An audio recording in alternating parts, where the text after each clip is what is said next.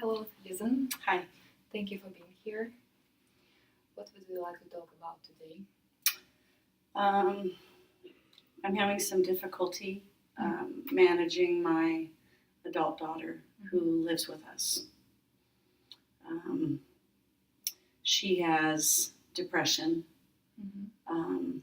She takes medicine for it. She sees a doctor. She's recently gone back to school, so she's at Boise State. She's taking classes. She has a job that she's been able to keep for a long time, so there's a lot of good things. But on the other side, I'm noticing that she's drinking more. She keeps alcohol in her room, and I'm wondering if I think of myself at 22 and I think of myself drinking. Am I thinking too much about it? Am I worried too much about it? Because I know that Shannon takes medicine also, and I wonder too about how that can affect her medicine and the use of alcohol. But I feel too that she's going to her classes. I can see her studying, so she's managing. But in the back of my head, I'm more aware because I know, both her grandfather and grandmother were alcoholics, my parents. And it's on my mind. You are afraid that your daughter had the same alcohol problem as Yeah. your parents? Yeah, I'm thinking maybe because she's hiding it, maybe if I saw her out in the house more, the hiding it really bothers me. Tell me more about that. It just feels like maybe I should just ask her. I did ask her last night, kind of, why do you keep it in your room? And maybe I should just be more upfront. She says that that's where she watches TV and that's where she relaxes, in her room. So maybe it's nothing more than that. Okay. Yeah, but I'm still worried for her because she's used marijuana in the past too, and that's caused some problems. And she's also used other drugs in the past. 2 years ago, she was life flighted from a concert. They had to resuscitate her because she, I think it was an OD of acid or some big hallucinogen, and that really caused a scare for us in a lot of ways. And she's come a long way since then. But I think because of that too, it's in the back of my head, prior things. You're afraid? Yeah, I'm still afraid, and I'm wondering if she'll go to those lengths again. Although, like I said, I'm not seeing it. I think that may be why I'm more aware now because of the past. Yeah. Tell me more about that. I want to treat her like the adult that she is. Just because she's at home, I want to give her the freedom that she wants. And she's obviously showing me that she can be an adult. Going to class, holding down a job, seeing her doctor, taking her medicine. Those are all responsible things. So maybe I should just focus more on that and not worry. Maybe I'm just worrying. So. You are ashamed because you manage too much your daughter. Yeah. I'm still doing that. That's very insightful. Yeah. I've been managing Shannon a lot, and everybody notices that. And I am having a real problem backing off. Yeah, that's a good one. That's very insightful. Yeah, I am a little ashamed of that because she's 22. Yeah, that's a good one. Yeah, and my husband even brought that up too. Mm-hmm. On the flip side, an example of that, a connection to that, my son, who my husband and I have together, Mm-hmm. I have a son and a daughter. Shannon's from a previous marriage. Mm-hmm. My other two are very different, and I parent them a lot differently. Mm-hmm. And they've also talked to me about that as well, that I spend more time on Shannon, but I feel like her mental illness kind of dictates that. Mm-hmm. She needs more of the support, but yeah, on the other side of it, I feel a little ashamed too. Tell me more about that. I think maybe every parent has hopes and dreams for their children, and she's my first, so that also makes it different too, because I noticed how I parent Shannon is very different than how I parent Zachary and Elizabeth, Mm-hmm. and because of the divorce too, when she was little, I kind of probably compensated for the divorce Mm-hmm. and did things that I probably would, I know I didn't do with Zach and Liz because they grew up in an intact Mm-hmm. family. But yeah, it's always in my mind. I'm always, maybe I'm sorry a little bit, and that's how I make up for it, by managing her more. You said because when she was a child, you think that she didn't have enough communication with her father, or even did not have communication with her father. Yeah. It's always been, I always feel like I'm making up, maybe guilty, right, for Mm-hmm. a divorce and a loss. And so I see that loss and I internalize it, and it causes me guilt. And then that's how I'm showing it to Shannon, Yeah. maybe not in healthy ways. Yeah. You're ashamed and you would like to compensate everything in her life. Yeah, I kind of like to make it all go away for her, but that's not going to help her. Mm-hmm. So I really kind of held her more accountable for her actions. Probably it started with that lifeline from the hospital. When the bill came for that, Mm-hmm. I made her pay for that, and she paid that off this year. I made her start going to counseling more.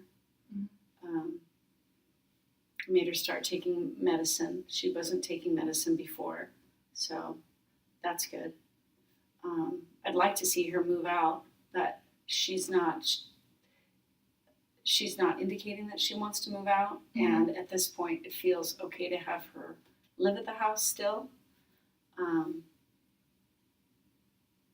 But that's got to happen at some point. She's going to have to live on her own, Mm-hmm. and that'll be, I guess, a discussion that we'll have when she feels ready. Maybe it's me. I don't know. Maybe I'm not ready. I don't know. She talked about it for a while. She talked about moving in with a friend, Mm-hmm. but that kind of stopped. I know that she's saving up to buy a car. I know that she's got a savings account set aside for things like that. I know she's thinking about what it costs to live outside of the home. I know that we've said that we would help her, but we can't afford to pay for another apartment and our house. Mm-hmm. Going to school is expensive, So she knows that we would support her. You're afraid that you're overprotective. Yes. Yeah. To your daughter. Yeah. I am overprotective. Yeah. That's good. That's exactly right. And it doesn't set her up for success, me doing that kind of stuff. But I don't know what else I can do to release myself of that. Mm-hmm. She comes home and I try to give her space. She wants to study. I try to give her room to study, place to study. So she goes out and, like any other person, if she's going to be out for a long time, just like my husband and I would communicate. Mm-hmm. If she's going to be late, tell me. If you're not going to be home tonight, I'd like to know. So I think that I'm trying to give her life the way she wants to run it.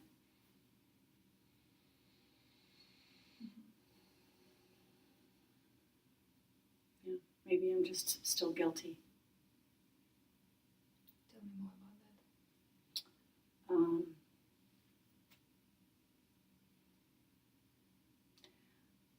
Maybe it's just maybe it's easier to think about my feelings and how I'm feeling than to try to think about Shannon and how she's feeling. Mm-hmm. Maybe if I remain the victim, then I don't have to look at it from her side. I don't know. Maybe I'm feeling sorry for myself. You're ashamed because your daughter had a problem. Yeah, she has a lot of problems. And her dad's side of the family, his Scott's brother, Chris, Mm-hmm. Chris exhibits a lot of the same things that Shannon exhibits. Early on in his life, my mother-in-law, Gloria, her grandmother, Mm-hmm. she paid for his apartment. She paid for his lifestyle. Mm-hmm. She bought, when he moved up to Idaho, she bought a home for him and took care of him that way. Mm-hmm. But Chris's illness now is unmanageable, and the help that the family tries to give isn't helping him. Mm-hmm. And so I don't want to see myself going on that road. And when I do, that scares me because I want to see Shannon productive and happy and healthy. And I don't want to give the kind of help that enables her Mm-hmm. to continue to be unhealthy. Mm-hmm. I want to give the kind of help that promotes her growth on a path of health, I guess, and wellness. Sometimes I'm unsure what that will look like. You're afraid that your daughter had the same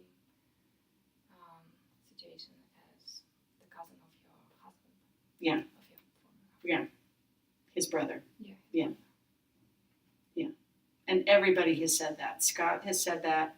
His mother has said that. Shannon's grandmother, on how they look and seem very similar. So it's scary to me. They both have a mental illness. Plus, on top of that, my mother had a mental illness. Her father had a mental illness.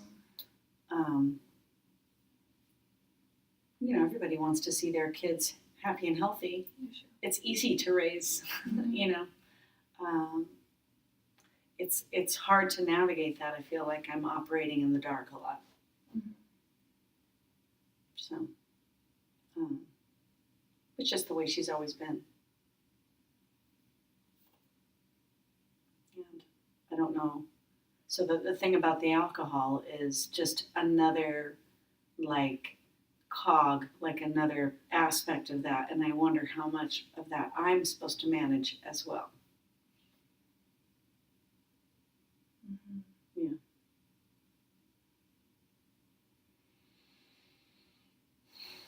But you're right, I'm feeling a little ashamed of the kind of protection I'm providing too, and if that protection is helpful or hurtful. Mm-hmm.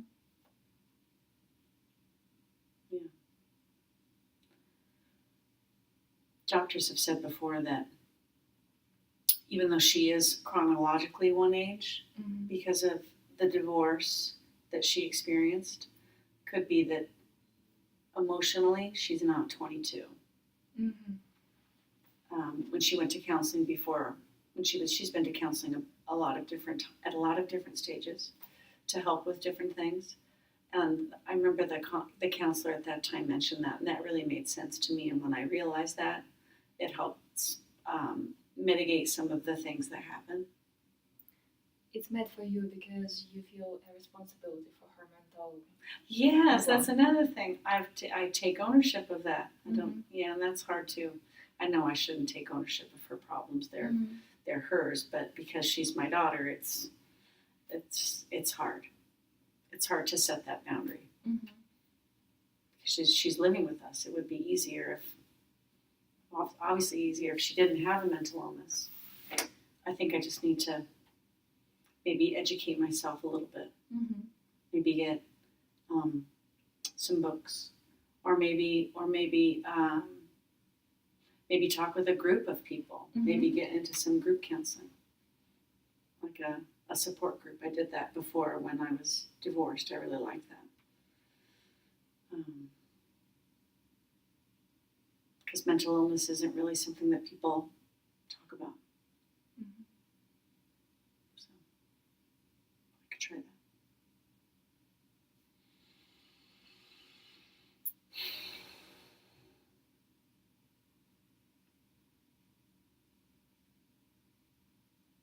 Yeah. Ashamed really sits with me. Tell me more about that. I think that was really insightful. Mm-hmm. I think what you said was really was insightful.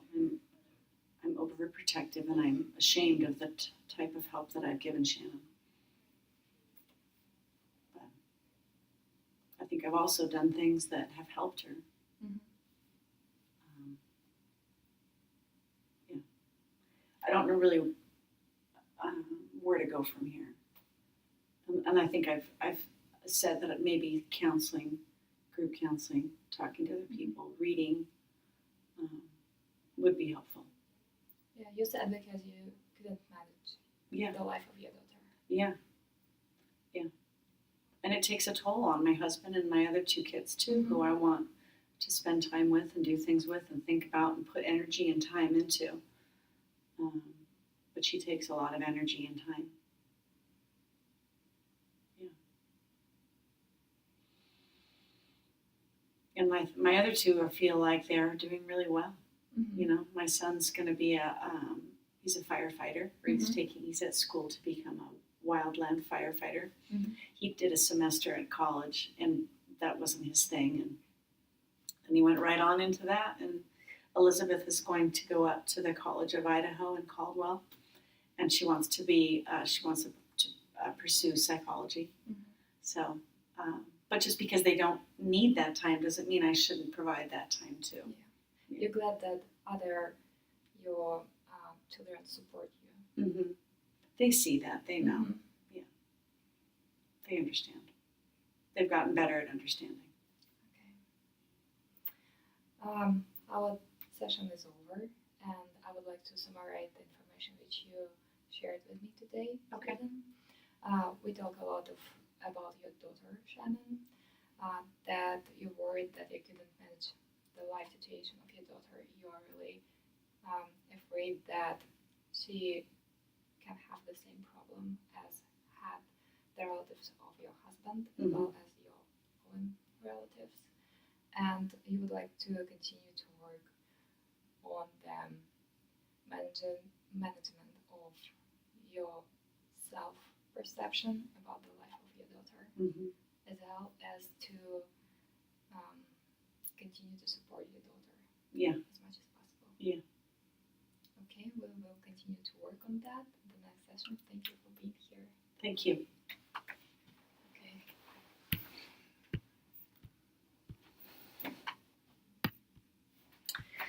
I want to see if that